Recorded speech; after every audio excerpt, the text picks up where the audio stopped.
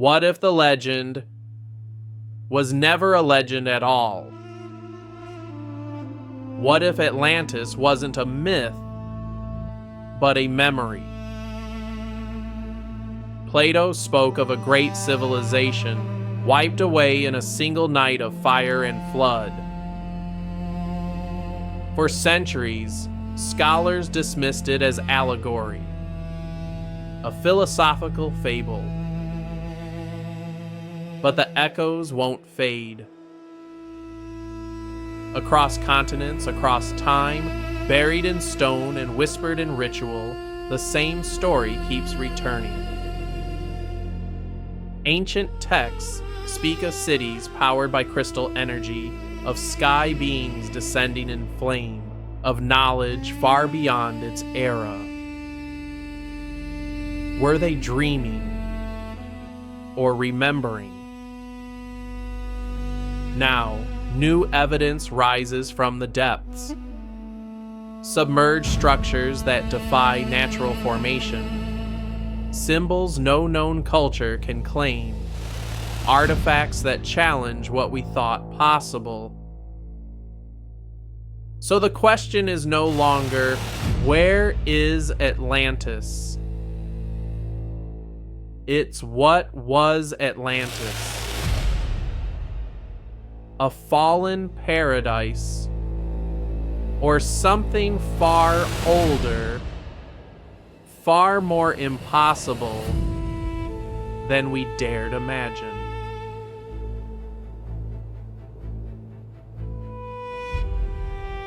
The Dogon tribe of Mali spoke of visitors from Sirius, long before modern telescopes ever confirmed its existence.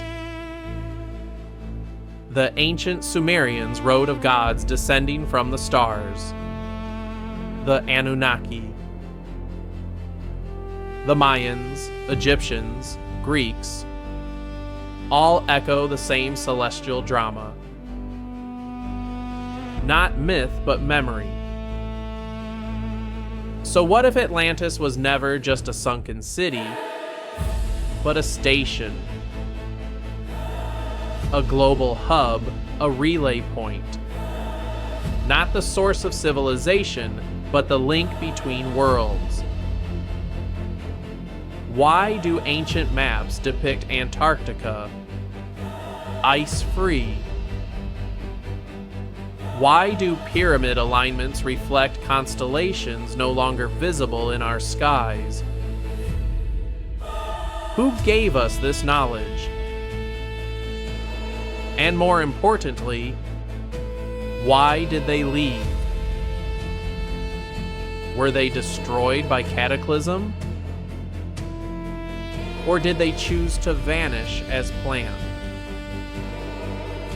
Across cultures, across time, the stories speak of a fall. But what if it wasn't a collapse? What if it was a launch sequence?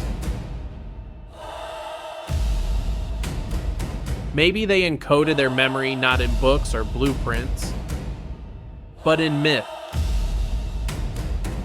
in story, in song, in rhythm carved into stone. And maybe, just maybe, they encoded it in us. In strands of DNA that don't quite follow the rules. In instincts we can't explain. In dreams we keep having but can't describe.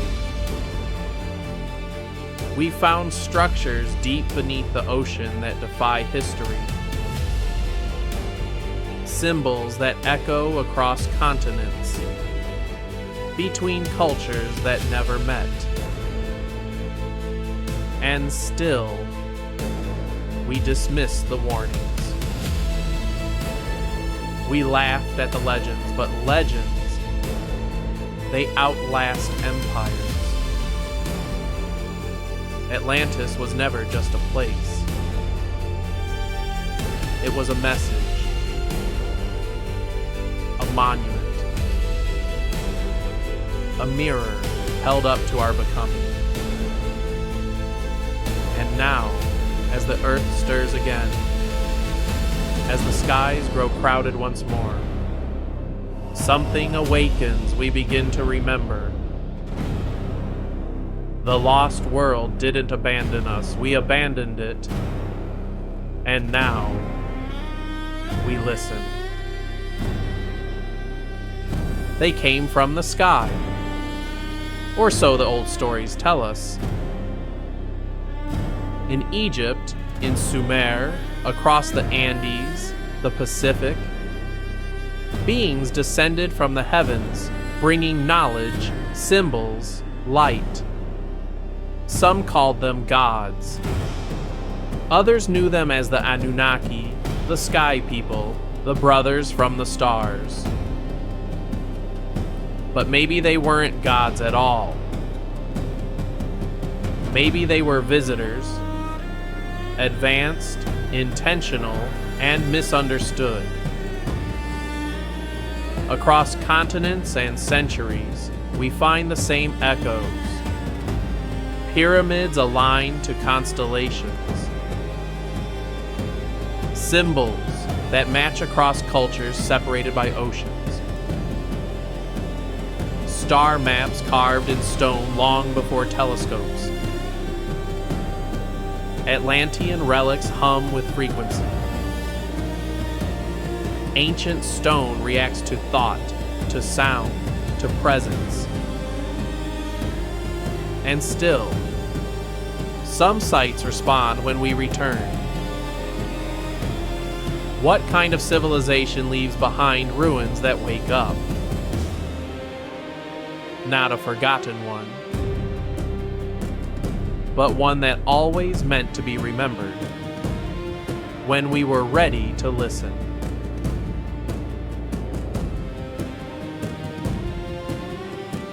What if Atlantis didn't fall, but departed?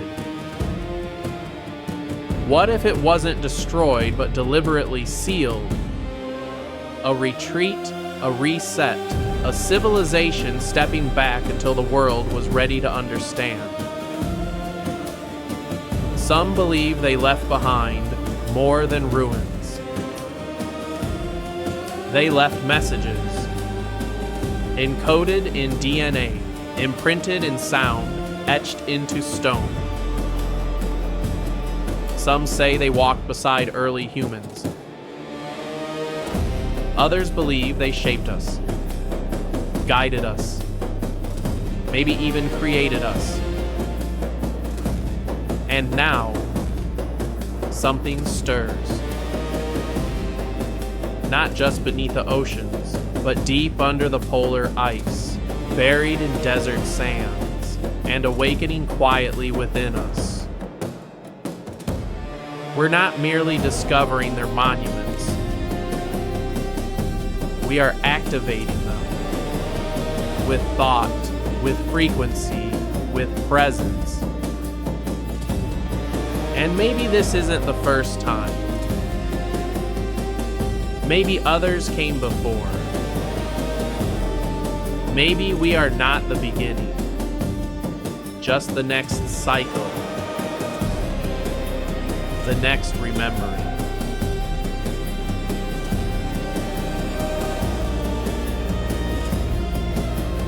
Atlantis was never just a place on a map. It was a project, a grand experiment, a network of minds, of spirit, of intention. A test of what civilization could become when aligned with the cosmos. And somewhere along the spiral, it failed. Or perhaps, it succeeded by disappearing. They left us stories, not carved for worship, but designed to be remembered. Because they knew power always returns. Cycles always repeat. And without memory, humanity collapses again. Now, the stars begin to align once more. Ancient signals reactivate. The builders stir, not in form, but in frequency. But this time, they won't return to guide us by the hand. This time, we must meet them in the place they departed. Not as children begging for answers. Not as worshipers. But as their legacy, awakened, ready, and remembering. Atlantis was never just a city of stone and sea. It was a signal, buried in myth, encrypted in geometry, whispered through dreams and intuition. They didn't leave behind towering monuments or grand declarations. They left us something far more fragile: memory. Not to be worshipped, not to become legend, but to serve as a warning. Because the collapse didn't begin with fire or flood. It began the moment we started forgetting. They foresaw what we'd become. Builders of higher walls, louder machines, and ever thinner truths.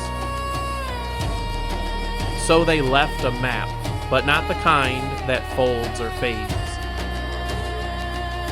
It was etched into the spiral of DNA, scattered among the stars, woven into silence itself. Because some truths are not spoken aloud. They're felt. They're carried.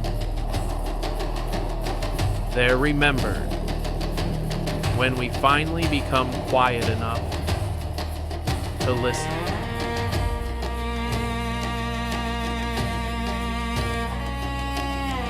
What if the gods were never meant to be gods at all? What if they were simply teachers, guides, who left long before their students could truly understand the lesson? Atlantis didn't fall because it was weak or naive. It fell because it was powerful, but disconnected. Brilliant, but divided. And now, centuries later, we stand in the same place they once did.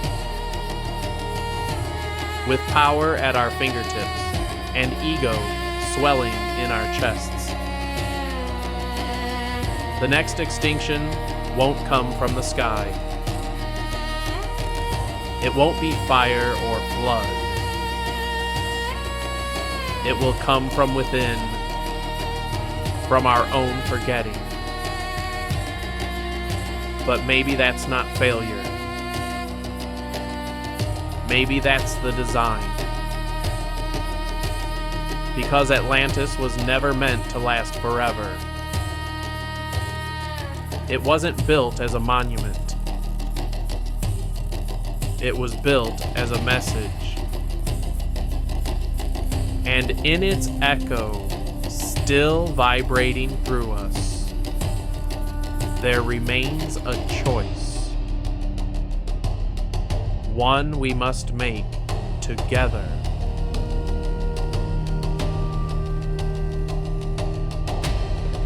They left, not in fear, not to escape a doomed world. They left to give us space. Space to grow, to forget, and eventually to remember. Now, the memories return, not as visions or divine revelations, but as vibrations humming beneath the surface of our lives, not as prophecy, but as patterns repeating in cycles too familiar to ignore. Every myth we were told was a mirror, reflecting who we were and who we could become. Every ruin was a question left unanswered. Every silence, a countdown echoing through time. We are not waiting for Atlantis to rise again from the sea. Atlantis is waiting for us to rise from within. And this time, there will be no flood. No return of the old ones. Because now, we carry the blueprint. We are the builders. We are them.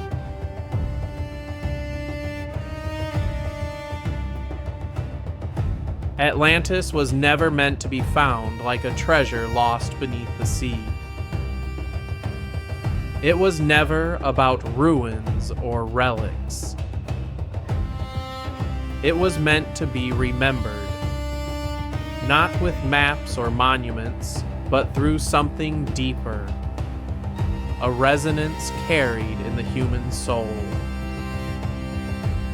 It wasn't carved into stone, but encoded in vibration, in rhythm, in spiral, in stillness. They didn't leave us with clear answers. They left us with symbols, patterns, questions, so that someday, when we were ready, we would begin asking the right ones. And now, that time has come.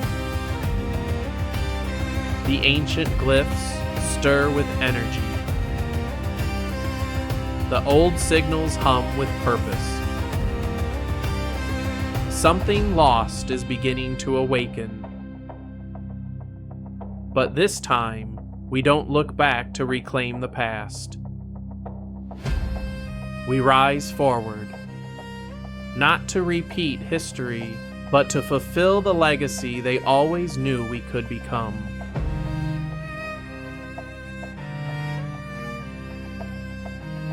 This isn't mythology carved from imagination. This is memory, alive, moving, evolving through us. We're no longer mere students looking back for lessons. We are signal bearers now, messengers of what's to come, builders of the next spiral in a never-ending pattern. They didn't come to give us all the answers. They came to ignite something within. And then they left. Not to abandon us, but to offer us a choice. To burn out in chaos, or rise and become light itself. Now, we no longer unlock ancient codes as hidden mysteries. We activate them as seeds. Seeds of remembrance, of creation, of potential. We no longer ask, what was Atlantis? That question belongs to the past. Now we ask with open eyes and awakened minds, what can we become? Because Atlantis once was.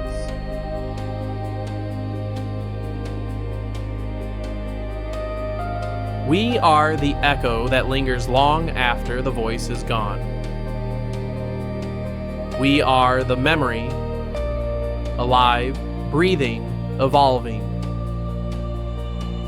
We are the message launched into time, carried across generations.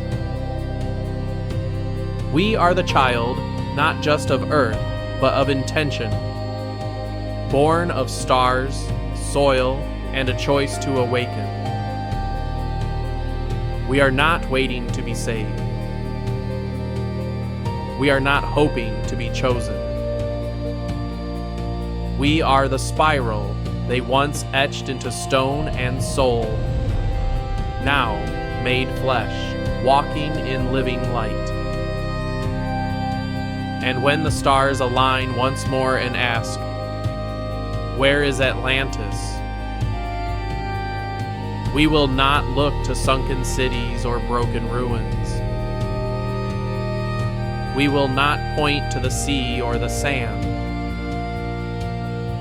Instead, we will place our hand upon our heart, feel the pulse of all that came before, and answer with quiet certainty, "We are."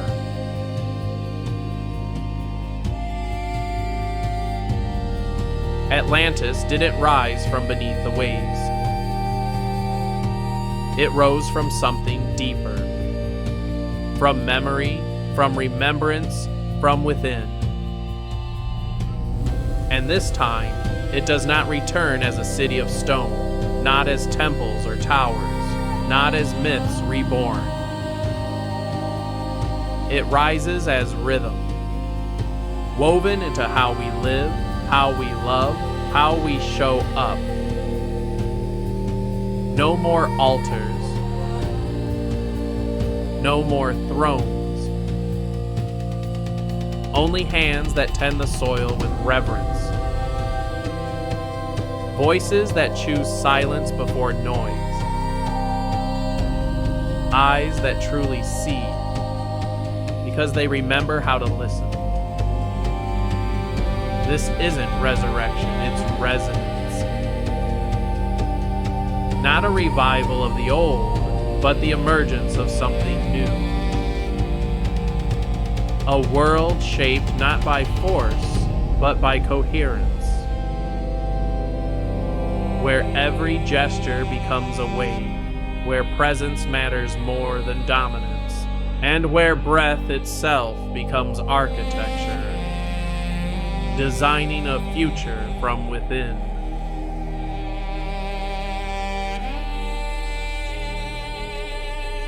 Atlantis is no longer a lost city waiting to be found.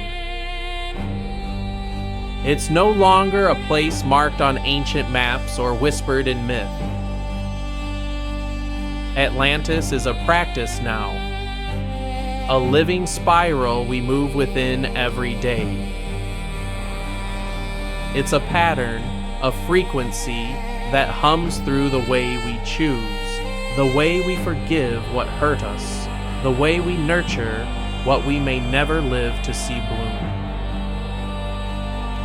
We don't locate it with coordinates. We recognize it in how a stranger is welcomed, in how silence is held with respect, in how we touch the earth gently, without taking more than we need. It lives in our behavior, in cultures that honor without conquering, in memories not carved into stone, but carried in trust. And when we act with care, with consciousness, with love, we aren't rebuilding Atlantis, we are becoming it.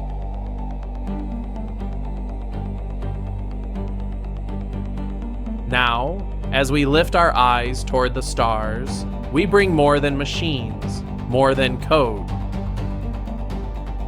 We carry coherence, a living promise, never to forget again. To move forward not only with innovation, but with intention. Not with dominion over, but devotion to. Atlantis doesn't return in fanfare or glory. It returns as a quiet resonance in how we breathe together, how we listen without needing to speak. It isn't submerged in oceans anymore. It lives in the pulse beneath our feet, in the stillness between our heartbeats, in the spiral that turns quietly inside every one of us. And when the stars, or our children, ask, "Where is Atlantis now?" we won't point behind us. We'll look within. We'll feel the ground. And we'll say, it begins here. It begins now, with us.